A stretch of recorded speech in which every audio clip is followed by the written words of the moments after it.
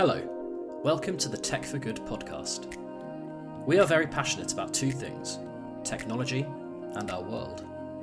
In each pod, we will be interviewing some fascinating people, business leaders, but those with a special interest in solving the biggest issues facing humanity today.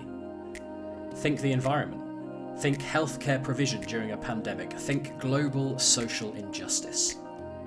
If you want to know more about technology's immense potential to fix and transform, then you're in the right place.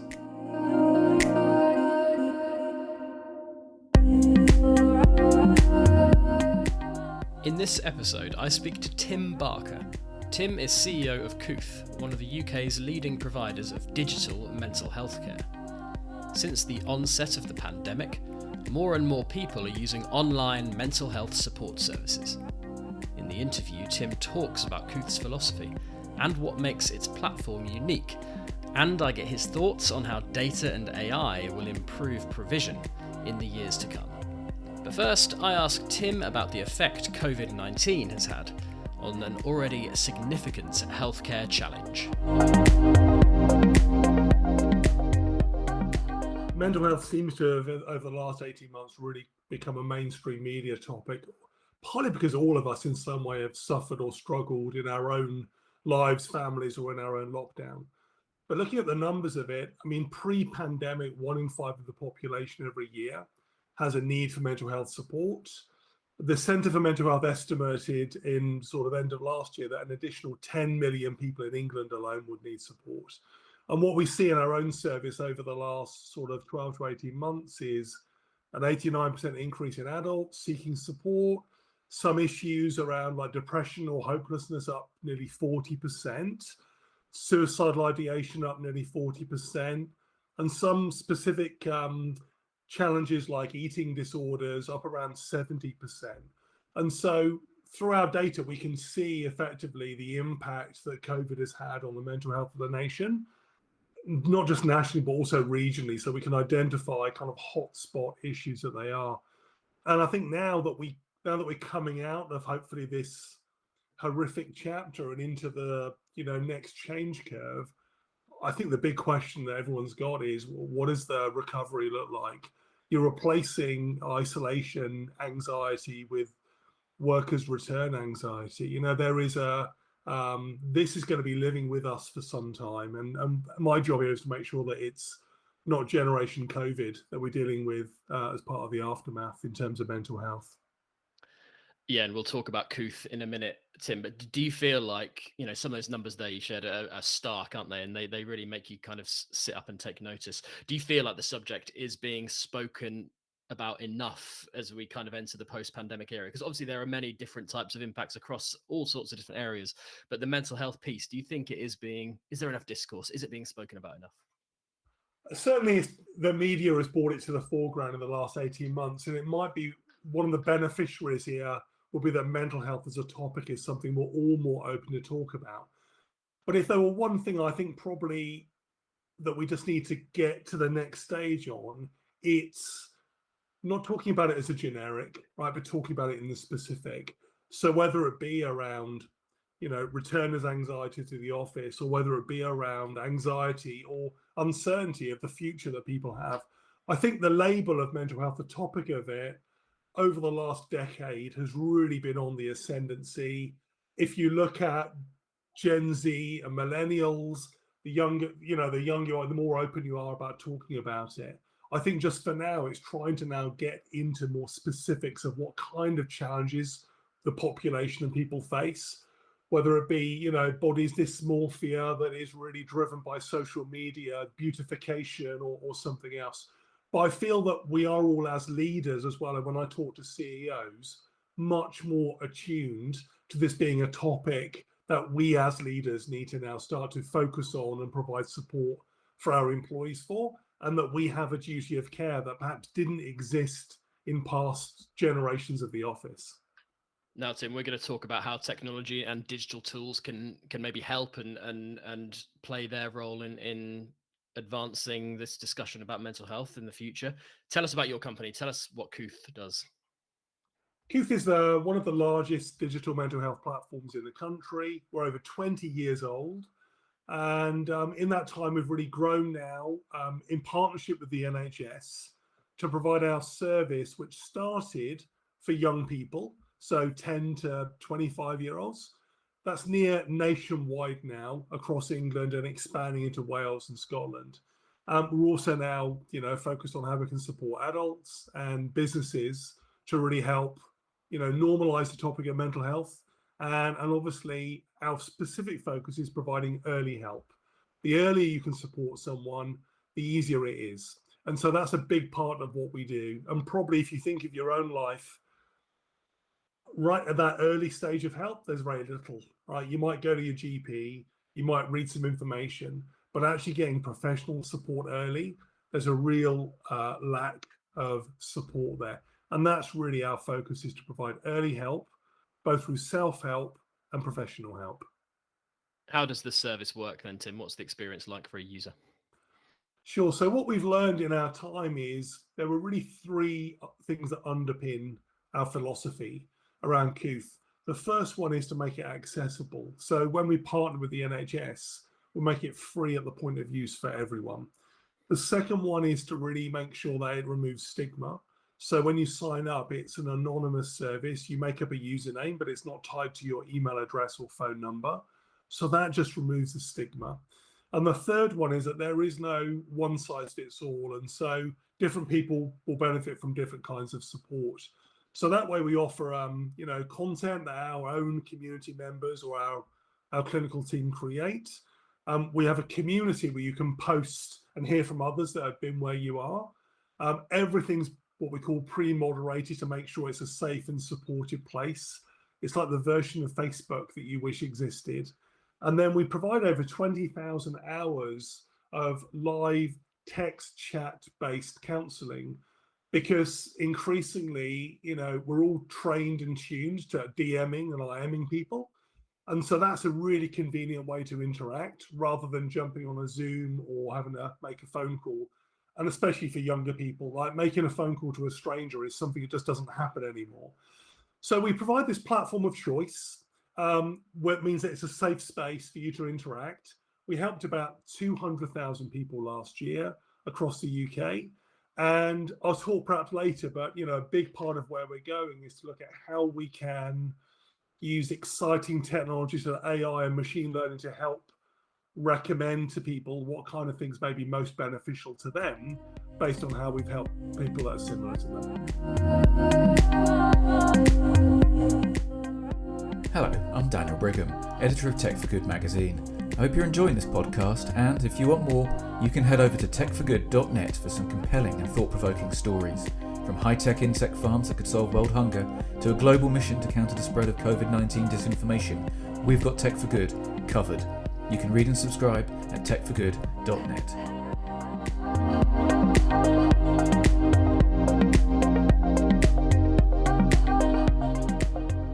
Great stuff, Tim. And in terms of the feedback you get from your users, obviously the company's been around for 20 years. You must have a lot of, feedback and data that you've gathered over that time. What is it about the platform, do you think, that really has made it a success?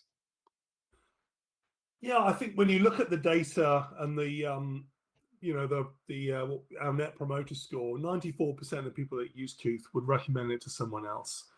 I think it's because there's very few places where you could go and be heard in a safe space, not be judged, get professional support straight away. That's quite an unusual combination of things that we provide. And we've been doing this for 20 years. We understand, we know the kind of challenges that exist out there that people have.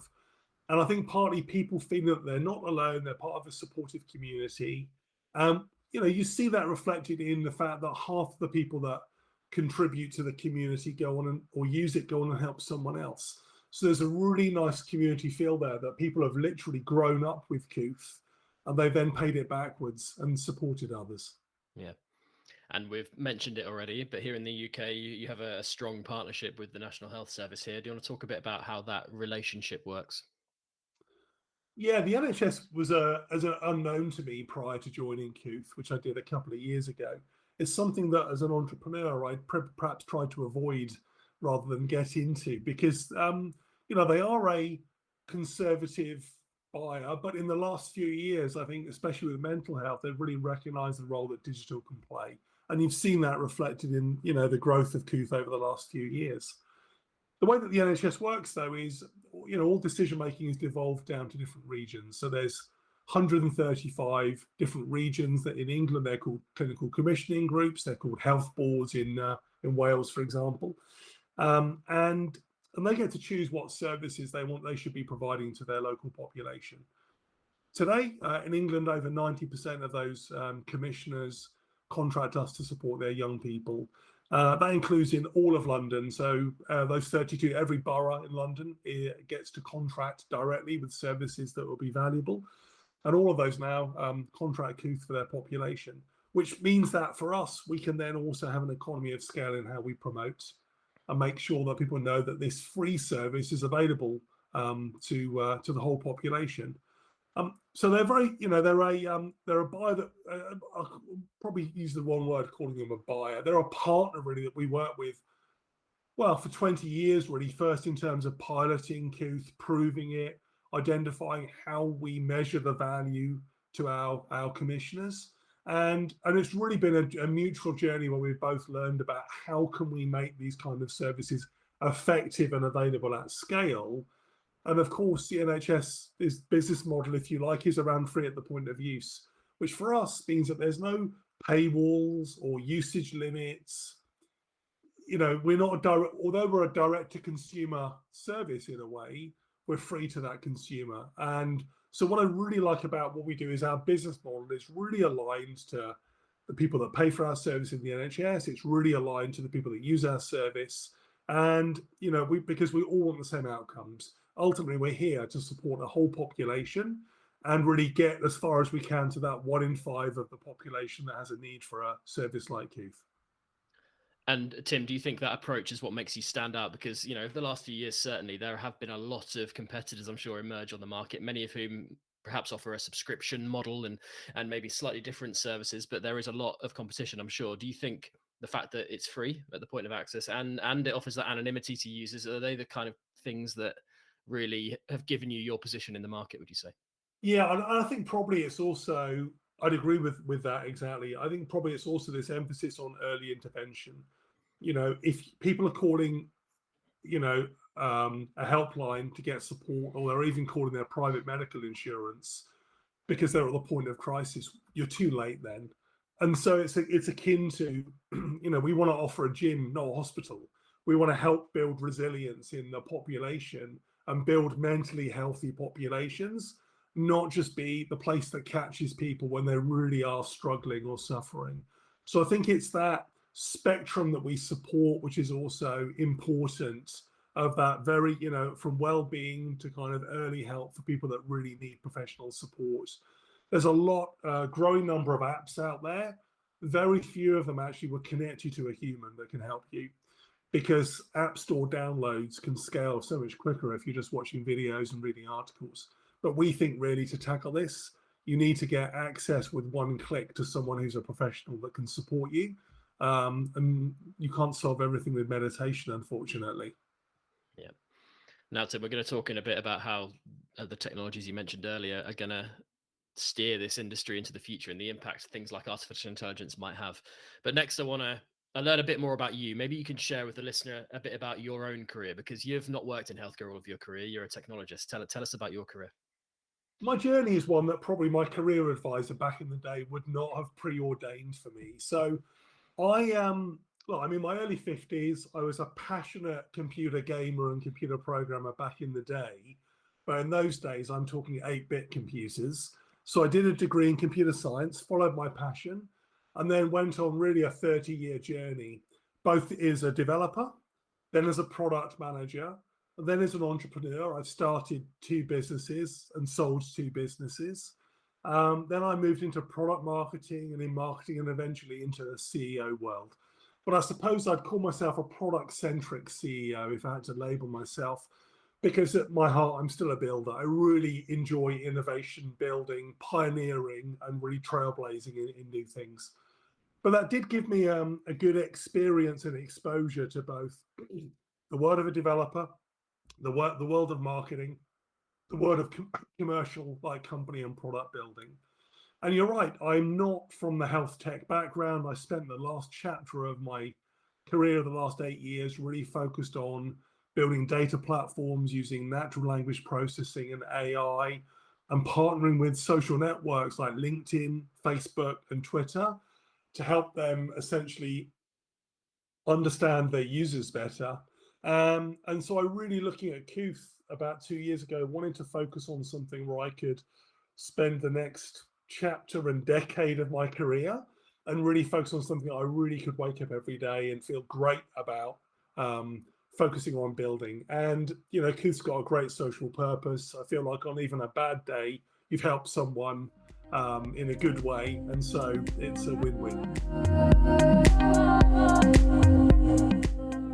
Do you want to keep up to date with the latest in enterprise, technology, and digital transformation?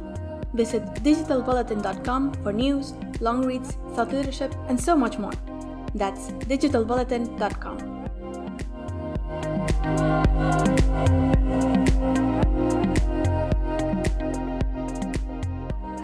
What difference does that make, Tim, at this point in your career, to be able to be invested in something that, as you said there, is making a real difference to people's lives? Well, you know, they do say that you should divide your career into thirds. You know, you learn, you earn, and then you return. I certainly didn't do enough of the former, earning and learning, so I need to make it up on returning, really.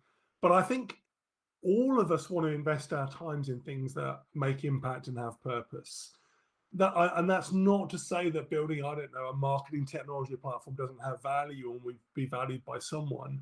But it's something that each of us individually, personally, has to really think about where they want to invest their time. And as I've got older, you realize that that is the one thing you cannot get back. So spend your time wisely on problems that you are passionate about. And I think for me, while I don't bring deep domain expertise I'm not a, you know, psychologist or a mental health practitioner, but a lot of this goes back to pattern matching of what you've seen in the past. What I've seen in the past, the use of data, insights, AI to help like uncover, connect the dots, those kinds of things, and how you can utilize those either A, to keep people safe, so you can identify people that might be in distress based on their behavior in the service, or B, start to use recommendation and personalization to provide the kind of support that people need faster by understanding what their needs are, what their behavior is, and how other people like them have got support in the past.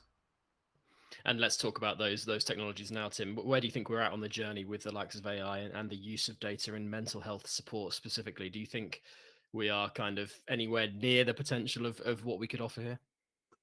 I think we're at the foothills of a huge data mounting now. And partly one of the challenges for providers out there is they don't have an abundance of data. It's only over the last few years that a lot of these services have come to market. Now, I'm hugely beneficial of it. We've got a decade plus worth of data. So, but we are using it quite sparsely today.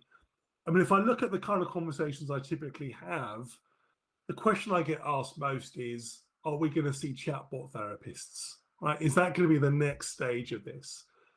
And I don't want to disappoint anyone, but the answer is no. There are technology companies out there trying to provide those kind of services. But if you think of the act of getting therapy or counseling, it's a very human to human interaction. Getting listened to, getting validated, and getting individual support is a very personal thing. Also, for those of us that have used chatbots, they kind of can figure out your order status for something you bought online. So it is probably one of the biggest technology leaps to imagine that that's going to be a chatbot therapist in your future. But the kind of thing it can be is the future of mental health tech and mental health support should look like Netflix. It should be based on what you want and what you need, how others have found helpful in the past, and then it can be recommending to you. And that's one of the challenges that we have. We provide an abundance of choice, but choice in our service is like having the world's most massive TV guide. There's 100,000 articles in our service, community posts, different activities. So you need to do what Netflix does, which is you need to bring that to the individual and personalize it to their context, without losing the human elements of that. So I think the optimistic thing here is that those technologies, recommendation, personalization, are very well battle tested, very well understood. So we don't need to innovate with algorithms to be able to deliver the future. We just innovate with the data that we hold and in part of that, and then make sure that we are providing and capturing feedback loops, which will really identify whether something's valuable or not. Are you happy then, Tim, that Kooth is on that roadmap? You're doing these things and the future is looking bright for your company specifically. Like, maybe tell us a bit about what you guys are doing to sort of ready yourself for that future. Yeah, so we are, well, there's so many things. There's probably three parts to it. There's talent, there's teams, and there's culture. Because it actually requires a shift in culture. It needs a whole organization to become more data informed, not data driven. We're not going to remove our judgment from this, but really a lot more data informed. So there's one part of that which is bringing everyone up into the organization up to a level of capability to be able to look at and access data, because we already use data across the business. For example, our content team will look at the kind of issues that people are struggling with every day in the service to identify what kind of content to create. That's at the easy end of the data spectrum, but so valuable to be able to do that. Through to the more advanced end, which is looking at essentially how different cohorts interact. Young Black males, for some reason, prefer to engage with the community as opposed to engaging with a counsellor. So then you start to think about what can you recommend to people about what kind of support might be more beneficial to them. So I would say we're starting to climb the mountain. We've got a data science team. We've got a technology and product team that is increasingly building our data infrastructure to enable the next stage for us, which is really around personalization. But it's quite a long journey, because also proving these algorithms is quite challenging when you are providing a clinical service. So you also then need to innovate and create entirely new outcome and feedback measures. So it's a kind of number of things that we've got to bring together in concert to both provide things like personalization and then have the right way to capture feedback to know if they're valuable to people in the short term and then in the long term. Yep. Brilliant stuff. Tim, I want to ask you though, what do you think, if you could pick one single challenge that is kind of in your way at the bottom of this mountain, what do you think the biggest challenge still remains to be in solving this problem? That's a really good question. I'm just having to think about that. I think the biggest challenge I think we've got there is, in a traditional tech sense, where you move, to use the Zuckerberg vernacular, you move fast and break things. We cannot afford to do that. Yeah. We're dealing with people's lives here. So I think the biggest challenge that we face, maybe that anyone faces in the healthcare sector, is how do you innovate and iterate safely, right? So that you are essentially, you've always got a route to engage an individual, regardless of what experiment you might be putting them through, to really determine what is most valuable to them. No, really interesting. And ultimately, Tim, on a final point, are you an optimist about the future of mental health services? Do you believe that one day, however far away that might be, that people suffering from mental health problems will have access to the support and services that they need? Ben, I wouldn't be here unless I was an incredible optimist about that. What really excites me, and again, it's a lot of this is around connecting the dots from my previous, chapters in my career.